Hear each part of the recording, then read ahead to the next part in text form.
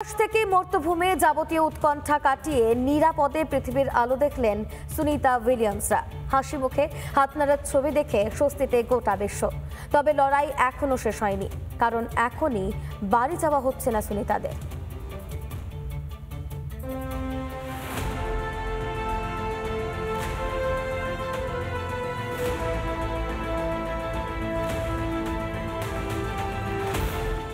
সত্যি এভাবেও ঘরে ফেরা যায়। ভারতীয় সময় অনুযায়ী ঘড়িতে তখন ভোর ৩:২৭ একেবারে নিখুঁত অঙ্ক মিলিয়ে ফ্লোরিডা উপকূলে মহাকাশচারীদের নিয়ে সফল অবতরণ ড্রাগনযানের। হাসি মুখে ক্যাপসুল থেকে অবতরণ সুনিতাদের। বিশেষ চেয়ারে বের করা হয় ৪ নভোশ্চরকে। সেখান থেকে তাদের গন্তব্য হিউস্টন জনসন স্পেস সেন্টার। তবে পৃথিবীতে ফিরে এলেও এখনই নিজেদের পরিবারের সঙ্গে দেখা করতে পারবেন না মহাকাশচারীরা। ৯ মাস মহাকাশে কাটিয়ে এবার মাধ্যাকর্ষণের সঙ্গে লড়াই। পৃথিবীতে খাপ খাইয়ে নেওয়াই বড় চ্যালেঞ্জ তাদের। ৪৫ দিন তাদের রাখা হবে ক্রিউ কোয়ার্টারে। বেশ কয়েক সপ্তাহ ধরে চলবে তাদের স্বাস্থ্য পরীক্ষা। নিয়ম করে চলবে ফিজিওথেরাপি। পেশি আর হাড় দ্রুত স্বাভাবিক করাই বিরাট চ্যালেঞ্জ।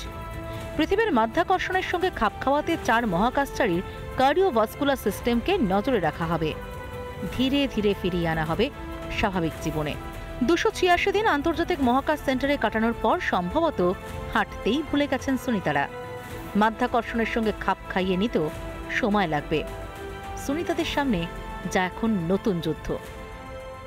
শারীরিকভাবে কিন্তু উনি সুস্থ নন। যখন উনি পৃথিবীতে পা রাখবেন, সব থেকে বড় জিনিস যেটা ওনার হাঁটার সমস্যা হবে। হার্টের যে মুভমেন্টটা এগেইনস্ট গ্র্যাভিটি, সেটা থাকবে না।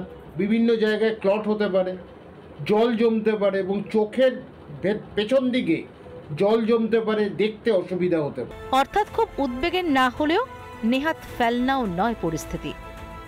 তবে ৯ মাস পর পৃথিবীতে ফিরেও এক ফোঁটা আত্মবিশ্বাস হারাননি ৪ নভোশ্চরী। ফলে মহাকাশের হাতছানি উপেক্ষা করতে আগামী দিনেও যে তারা পারবেন না, এটাই প্রত্যাশিত। এই অমোঘ টান যে শেষ হওয়ার নয়। রিপাবলিক বাংলা।